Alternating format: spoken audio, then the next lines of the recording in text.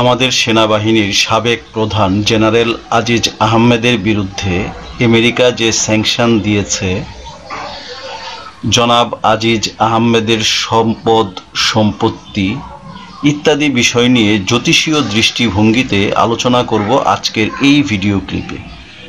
দর্শক, আশা করি আপনারা সকলেই ভালো আছেন এবং এই বিষয়টি অবশ্যই আপনারা সংবাদ মাধ্যমে ইতোমধ্যেই দেখেছেন। তো আমেরিকা জনাব আজিজকে বা অবসরপ্রাপ্ত সেনা প্রধান জনাব আজিজ আহমেদকে যে স্যাংশন দিয়েছেন, এটা কিন্তু দুর্নীতির বিরুদ্ধে এবং উনি বিভিন্ন সময়ে বিভিন্ন জনকে নানাভাবে কাজ পাইয়ে দিয়েছেন। উনার ভাইদেরকে উনি নানাভাবে সাহায্য সহযোগিতা করেছেন। তো ইত্যাদি বিষয় নিয়েই কিন্তু এই স্যাংশন আমেরিকা ওনাকে দিয়েছেন, ওনার বিরুদ্ধে দিয়েছেন। তো জ্যোতিষীয় দৃষ্টিভঙ্গিতে আমি এখানে আলোচনা করব কোন গ্রহের কারণে সাধারণত একজন মানুষের জীবনে বা একজন স্বনামধন্য মানুষের জীবনে এই ধরনের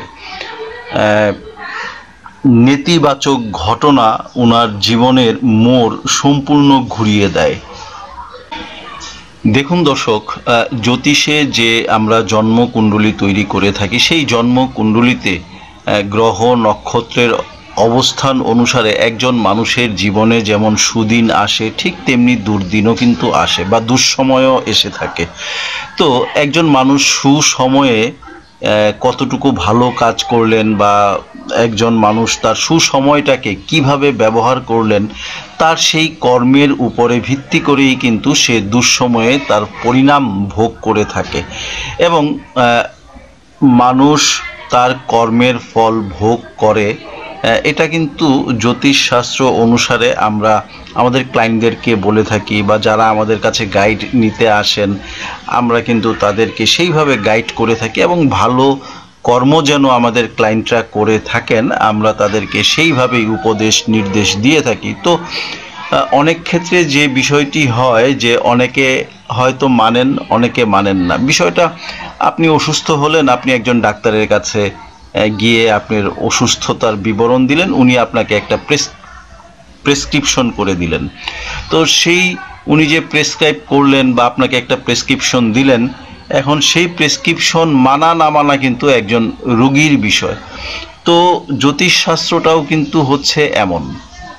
আমাদের কাছে যারা আসেন আমরা তাদেরকে গাইড করি, অ্যাডভাইস করি। এখন অ্যাডভাইস মানা বা না মানা সেই ব্যক্তির নিজস্ব এখতিয়ার, উনি আমার কথা মানবেন কি মানবেন না, শুনবেন কি শুনবেন না। তো যাই হোক দর্শক, আপনারা যদি কেহ জ্যোতিষ বিষয়ক পরামর্শ নিতে আগ্রহ প্রকাশ করেন, তাহলে স্ক্রিনে দেয়া নাম্বারে কল করে অ্যাপয়েন্টমেন্ট নিয়ে সাক্ষাৎ করতে পারেন। তবে এটা কিন্তু অবশ্যই পেইড কনসালটেশন হবে। তো বন্ধুরা, আমরা যে বিষয় নিয়ে আজ আলোচনা করব যে কোন গ্রহের কারণে সাধারণত মানুষের জীবনে এই ধরনের উত্থান পতন ঘটে থাকে। দেখুন, একটি বাহিনীর প্রধান হতে গেলে একজন মানুষের জন্মকুণ্ডলিতে যে গ্রহগুলোর বেশি পাওয়ার দরকার বা যে গ্রহগুলোর সাপোর্ট দরকার, সেগুলোটা হচ্ছে প্রথমতই শনি, রবি, রাহু, মঙ্গল। এই গ্রহগুলোর কিন্তু একটা পজিটিভ ভাইব্রেশনের দরকার। অর্থাৎ এই গ্রহগুলো যদি কারোর জন্মকুণ্ডলিতে পজিটিভভাবে যোগকারকভাবে যদি বসে থাকে, তাহলে ওই ব্যক্তি সেনাবাহিনীতে বা পুলিশ বাহিনীতে বা নৌবাহিনীতে কিন্তু চাকুরি করার মাধ্যমে উচ্চ পদ লাভ করতে পারেন। তো যেহেতু অবসরপ্রাপ্ত সেনা প্রধান জনাব জেনারেল আজিজ আহমেদের সঠিক জন্ম তারিখ, জন্মের সময় আমার কাছে নেই, তো আমি উনার যে বর্তমান অবস্থা, বর্তমান পরিস্থিতি বা উনাকে ঘিরে যে সমস্ত কর্মকাণ্ডগুলো হচ্ছে, তার উপরে ভিত্তি করে গ্রহের বিবরণটা দেওয়ার চেষ্টা করছি।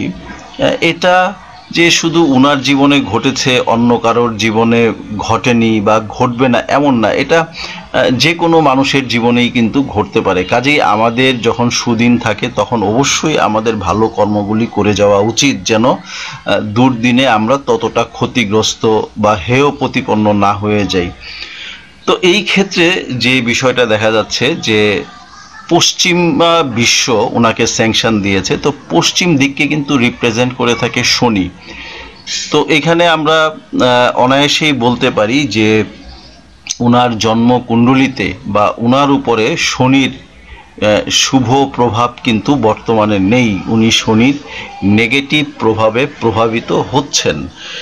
এবং পরবর্তীতে যে বিষয়টি বলবো যে ওনার যে মঙ্গল গ্রহ, মঙ্গল থেকে আমরা ভূমি, পরাক্রম ইত্যাদি কিন্তু দেখে থাকি।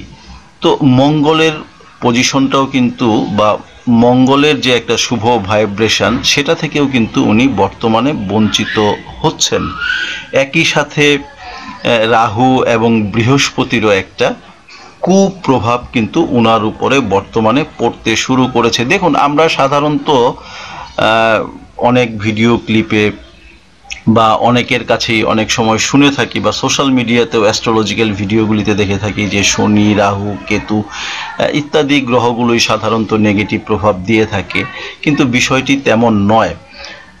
যারা একটু বয়স্ক রয়েছেন তারা অবশ্যই এই শব্দটা শুনে থাকবেন, সেটা হচ্ছে যে গুরুদশা। এই গুরুদশা শব্দটি যাদের একটু বয়স বেশি তারা এই শব্দটির সাথে কিন্তু হয়তো অনেকেই পরিচিত।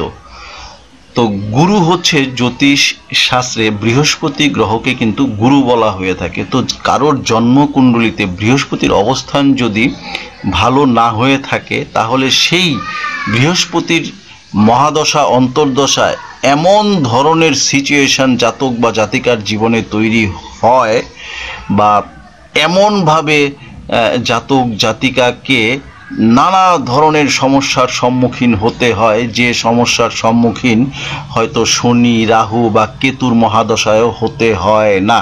কাজেই এই যে গুরু দশা, অর্থাৎ জন্মকুণ্ডলিতে যদি বৃহস্পতির অবস্থান খারাপ থাকে বা গুরুর অবস্থান খারাপ থাকে, আর সেই সময়ে যদি কারো ব্যক্তির জীবনে এই বৃহস্পতি বা গুরু দশা শুরু হয়ে যায়, তাহলে কিন্তু সেই ব্যক্তির জীবনেও এই ধরনের পরিণাম হতে পারে। অর্থাৎ এই ধরনের বলতে আমি বুঝাচ্ছি জেনারেল আজিজ আহমেদের জীবনে যা যা ঘটছে এই ধরনের কিন্তু পরিণাম আসতে পারে। কাজে আমাদের প্রত্যেকের উচিত আমাদের কর্ম যেন ভালো থাকে, আমরা যেন ক্ষমতার অপব্যবহার না করি, তাহলে আমাদের যখন দুঃসময় আসবে তখনও কিন্তু আমরা ততটা প্রভাবিত হব না আমাদের নেগেটিভ গ্রহের প্রভাবে। তো কর্ম অবশ্যই আমাদেরকে ভালো রাখতে হবে এবং বর্তমান বাংলাদেশে যে ধরনের ঘটনাগুলো ঘটছে, যেমন এক্স আইজিপি বেনজির আহমেদকে নিয়ে বা আমাদের যে এক্স সেনাপ্রধান জেনারেল আজিজ আহমেদকে নিয়ে, এই ধরনের ঘটনার পুনরাবৃত্তি কিন্তু আমাদের দেশে ঘটতে পারে। কাজেই যারা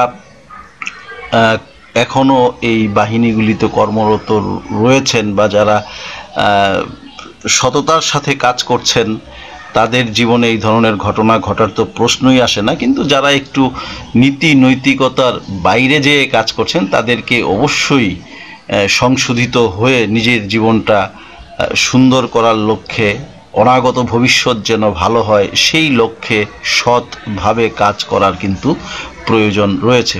তো দর্শক বন্ধুরা, আজকে আমার এই ভিডিও ক্লিপের মূল উদ্দেশ্য হচ্ছে যে জেনারেল আজিজ আহমেদের জীবনে কোন গ্রহের বা কোন কোন গ্রহের প্রভাবে এই ধরনের ঘটনাগুলো ঘটছে। তো এখানে আমি সার্বিক অবস্থা পর্যালোচনা করে যে গ্রহের বিষয়গুলো পেয়েছি সেটি হচ্ছে যে বৃহস্পতি, মঙ্গল, শনি এবং রাহু, এই চারটা গ্রহের নেগেটিভ প্রভাব উনি বর্তমানে পাচ্ছেন, যে কারণে উনার এই যে দুঃসময়টা, এই দুঃসময়ে উনি উনার কৃতকর্মের ফল অবশ্যই ভোগ করবেন। এবং জ্যোতিষশাস্ত্র কিন্তু মানুষকে কখনোই খারাপ কাজ করতে বলে না। জ্যোতিষশাস্ত্র কিন্তু কখনোই মানুষকে আধ্যাত্মিকতা বহির্ভূত কোনো কাজ করতে বলেন। অর্থাৎ আপনি লৌকিক কাজ তো অবশ্যই করবেন, কিন্তু তার পাশাপাশি আপনার যে রিলিজিয়াস প্র্যাকটিস বা স্পিরিচুয়াল প্র্যাকটিস সেটাকে অবশ্যই চালিয়ে নিতে হবে। দেখুন দর্শক, একজন মানুষের ভাগ্য এবং কর্মের সমন্বয় হচ্ছে তার সাফল্য। কাজেই আমাদের কর্ম যেন ভালো হয় সেই দিকে অবশ্যই আমাদের সকলকেই সজাগ দৃষ্টি রাখতে হবে। তো দর্শক বন্ধুরা, আজ এ পর্যন্তই। আপনাদের সকলের সুস্থ সুন্দর জীবন কামনা করে আমি শ্রী রূপন্ধর এখানেই বিদায় নিচ্ছি। ধন্যবাদ।